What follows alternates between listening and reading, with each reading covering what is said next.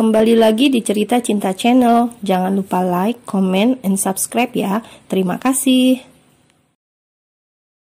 Pagi ini Aira pergi lebih awal dari rumah menuju kantor. Tak ingin terlambat di pertemuan pertamanya dengan beberapa klien. Luna dan Pak Basir pun ikut mendampingi sang CEO. Di salah satu ruang rapat di Hotel Bintang 5, pertemuan itu diadakan. Seluruhnya ada sekitar 30 rekan bisnis Aira di sini, mulai dari para CEO perusahaan media yang lain, para sponsor, pengiklan, dan juga beberapa editor dan sutradara. Membicarakan tentang beberapa program yang akan sama-sama mereka usung untuk menyambut tahun baru. Aira duduk di salah satu kursi dan mendengarkan dengan baik berjalannya acara ini. Ia sudah tak merasa gugup lagi tiap bertemu dengan para kolega. Bahkan Aira tak segan untuk menyampaikan apa pendapatnya. Sikap ramah Aira membuat semua orang pun begitu menseganinya. Setelah makan siang bersama, pertemuan itu usai. Aira begitu bersemangat akhir-akhir ini dalam pekerjaannya. Makin banyak ilmu yang ia tahu, makin antusias pula untuk melakukan semuanya dengan baik. Luna, menjelang tahun baru nanti, jangan lupa beri bingkisan untuk para karyawan, ucap Aira. Kini mereka semua sudah berada di dalam mobil yang melaju menuju perusahaan SM Corp. Ia dan Luna berada di mobil yang sama, sementara Pak Basir di mobil lain dan mengikuti mereka dari belakang. Baik Nyonya, jawab Luna patuh. 3 bulan memimpin dan Aira berhasil membuat para karyawan menghormatinya. Bahkan melihat Aira seolah mereka melihat kakek Pram dulu. Tidak seperti Ibrahim yang selama ini memimpin dengan semena-mena. Bahkan pembayaran biaya lembur mereka sering terlambat. Nyonya, mulai sekarang Anda tidak perlu datang ke kantor setiap hari. Anda bisa memiliki lebih banyak waktu bersama Yusuf, jelas Luna. Kenapa? Tanya Aira bingung. Ia pun menoleh dan menatap Luna dengan tanda tanya. Anda sudah memahami semuanya, sistem kerja, laporan, bahkan meeting dengan para kolega. Anda sudah begitu mahir, jawab Luna apa adanya. Luna pun menjelaskan jika selama ini Aira rutin datang ke kantor setiap hari karena masih masa belajar. Dan saat sudah memahami semuanya, Aira tinggal mengawasinya saja. Bahkan beberapa pekerjaan bisa Aira lakukan di rumah. Mendengar penjelasan Luna itu, Aira langsung mengukir senyumnya. Ini benar-benar kabar bahagia baginya. Hanya membayangkan hari-harinya yang akan lebih banyak bersama Yusuf membuatnya merasa sungguh bahagia. Bahkan Anda berkuasa untuk meminta Tuan Ibrahim membantu Anda dalam pekerjaan, timpal Luna lagi. Makin membuat senyum Aira mengembang sempurna. Memang inilah yang dia mau, memerintahkan suami yang paling sempurna itu untuk mengikuti perintahnya, membuat Ibrahim benar-benar tahu di mana posisinya kini, yang hanyalah bawahan Aira. Benarkah? Tanya Aira memastikan sekali lagi, dan Luna menjawab iya, seraya menganggukkan kepalanya dengan mantap. Jam 2 siang, mereka sampai di Suryo Media Corp. Aira berjalan dengan percaya diri menuju ruangannya. Bahkan senyum di bibirnya tak surut-surut juga. Ibrahim yang diam-diam melihat itu merasakan hatinya memanas. Sungguh kesal tiap kali melihat Aira yang berbahagia, apalagi jika bahagianya bukan karena dia. Luna, 1 jam ke depan jangan ada yang menggangguku ya. Aku mau sholat zuhur dan istirahat sebentar, titah Aira pada sang asisten. Dan Luna pun menganggukkan kepalanya patuh.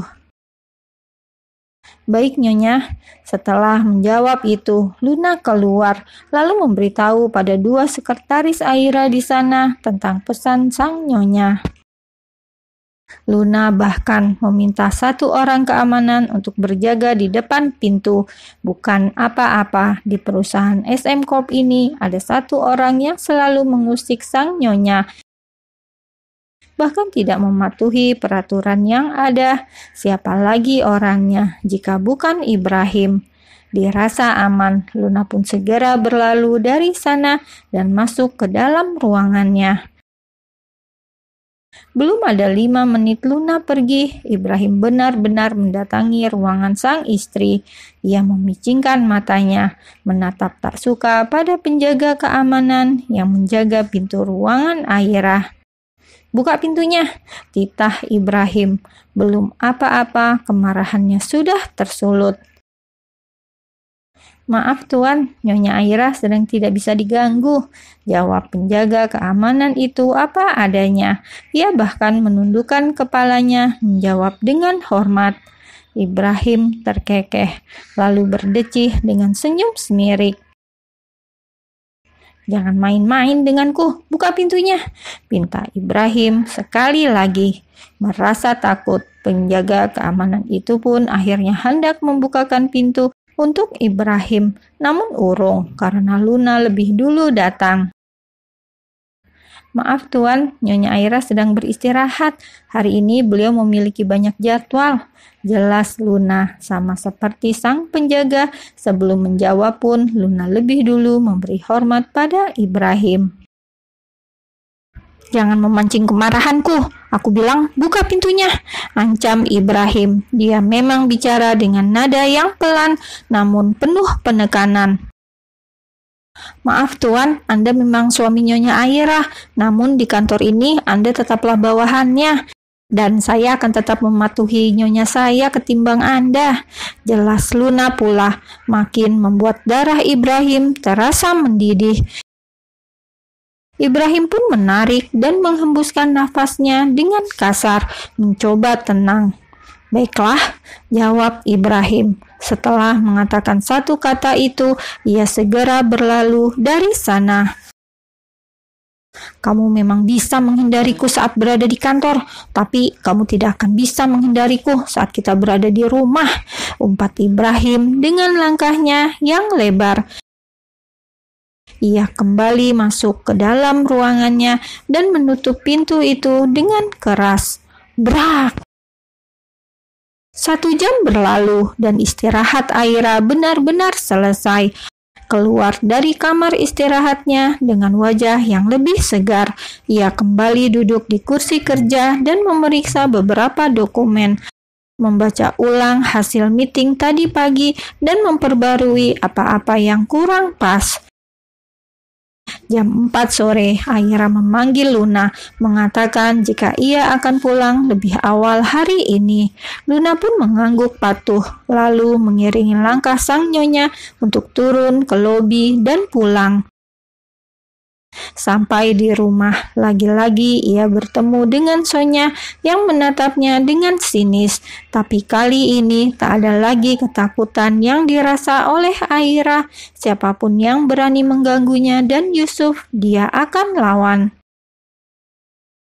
"Wah, wah, wah, Ibu CEO baru pulang," ucap Sonya. Ia menghampiri Aira dan kini berdiri persis di hadapan Ibu Yusuf ini. "Bagaimana rasanya jadi seorang pemimpin? Enak ya? Enak ya jadi orang kaya baru?" ledek Sonya, lalu tergelak sendiri. Sementara Air hanya tersenyum kecil. Tak lupa juga ia menatap iba pada istri pertama suaminya ini. Tatapan yang membuat Sonya merasa tak suka. Bahkan Aira pun berani membalas tatapannya. "Jaga sikapmu," hardik Sonya. Ia mencengkram dagu Aira dan secepat kilat pula Aira menepisnya. "Jaga sikap Mbak Sonya di rumah ini. Aku bisa mengusir Mbak kapanpun aku mau," balas Aira sengit. "Rumah ini sudah atas namaku, camkan itu," ancam Aira pula, lengkap dengan tatapan matanya yang begitu tajam dan dingin. Seketika membuat Sonya bungkam 1000 bahasa. Ia bahkan tak berani lagi menyela ataupun menghentikan langkah Aira yang pergi meninggalkan dirinya di dekat tangga. Hatinya bergemuruh, menahan kesal dan amarah yang tak terluapkan. Ia hanya bisa menatap benci punggung Aira yang semakin lama semakin menjauhinya. "Dasar jang," umpat Sonya. Masih dengan deru nafasnya yang memburu, Sonya mendengar derap langkah menghampiri dirinya. Saat menoleh, ia melihat sang suami yang pulang juga. Ibrahim datang dan buru-buru ia menghampiri suaminya itu, terus merayu agar Ibrahim mau memaafkan dirinya. "Mas," sapa Sonya. Kekesalannya pada Aira tadi menghilang begitu saja dan diganti perasaan bahagia saat melihat sang suami.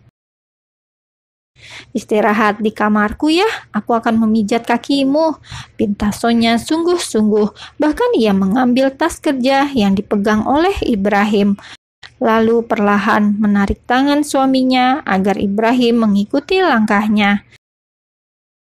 Ibrahim yang sedang merasa lelah pun hanya bisa menurut. Sore itu ia tak masuk ke kamar Aira, melainkan masuk ke dalam kamar istri pertamanya.